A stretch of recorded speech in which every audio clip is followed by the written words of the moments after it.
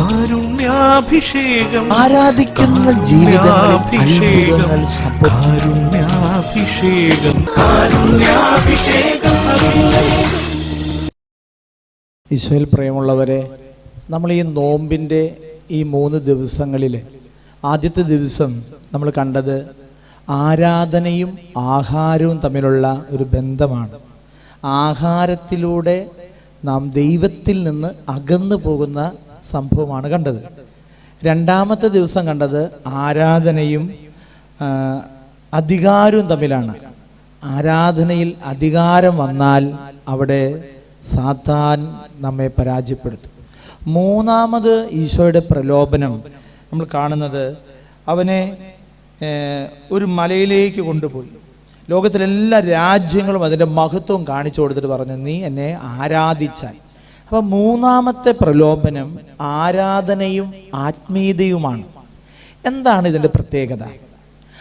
ആരാധനയിൽ ആത്മീയത നഷ്ടമായാൽ പിന്നെ നാം ഇതെല്ലാം കാട്ടിക്കൂട്ടലുകളാണ്. ആ വചനം പറഞ്ഞതുകൊണ്ട് ഒരു വ്യക്തി ആത്മീയനാവുകയില്ല. പലപ്പോഴും നമ്മുടെ ധാരണ വചനം പറയുക ആത്മീയതയുടെ അടയാളമാണെന്നാണ്. ഒരിക്കലുമല്ല. പക്ഷെ ആത്മീയ മനുഷ്യൻ വചനം പങ്കുവയ്ക്കും, പറയും, അത് പ്രാവർത്തികമാക്കാൻ പരിശ്രമിക്കും. ഇവിടെ പിശാച് വചനം പറയുകയാണ് കർത്താവിനോട്. അതായത് കർത്താവിനോട് ഈ പിശാച് വചനം പറയുന്നത് കൊണ്ട് പിശാച് ഒരിക്കലും ആത്മീയനാവുന്നില്ല.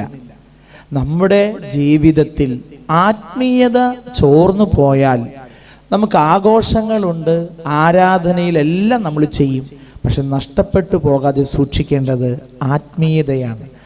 ആത്മീയത എന്ന് പറഞ്ഞാൽ ദൈവത്തോട് കൂടെ ആയിരിക്കുക എന്നുള്ളതാണ്. വലിയ അടയാളങ്ങളും അത്ഭുതങ്ങളും പ്രവർത്തിച്ച് വലിയ കാര്യങ്ങൾ കാണിക്കാനുള്ള ഒരു ആഗ്രഹം ആത്മീയതയിൽ നമുക്ക് കടന്നു വരാം. അപ്പോൾ ആ ആത്മീയത യഥാർത്ഥ ആത്മീയതയല്ല. ഇവിടെ സാത്താൻ പറയുന്നത്, എന്നെ കുമ്പിട്ട് ആരാധിച്ച ഇതൊക്കെ തരാം. അങ്ങനെ കർത്താവ് താഴ്വാരങ്ങളിലേക്ക് ഇറങ്ങി വരികയാണ്, ദൈവത്തിനോടൊപ്പം നിൽക്കുകയാണ്. ആത്മീയത നഷ്ടപ്പെടാതെ നമ്മൾ സൂക്ഷിക്കണം. ആഘോഷങ്ങൾ എത്ര കൂട്ടിയാലും ആത്മീയത നഷ്ടപ്പെടരുത്. അതുകൊണ്ട് മൂന്നാമത്തെ ഒരു പ്രലോഭനം ആത്മീയത നഷ്ടപ്പെടുത്തുവാനുള്ള പ്രലോഭനമാണ്.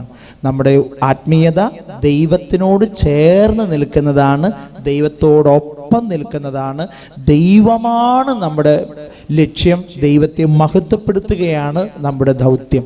അതുകൊണ്ട് ഈ ഒരു ദൗത്യം, ലക്ഷ്യം മറന്നു പോകാതിരിക്കാൻ നമുക്ക് പരിശ്രമിക്കാം.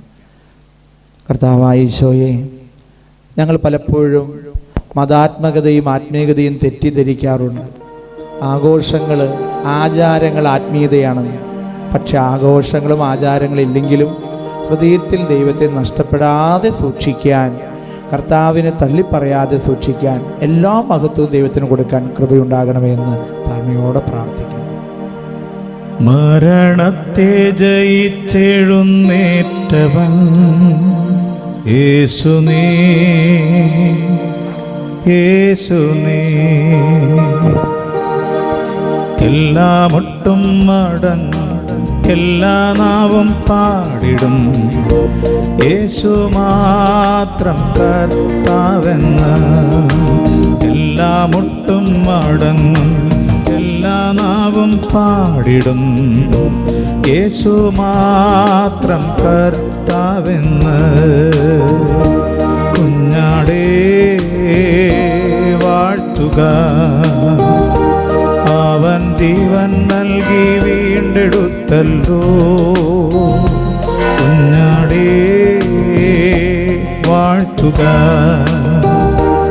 അവൻ രക്തം നൽകി വീണ്ടെടുത്തല്ലോ.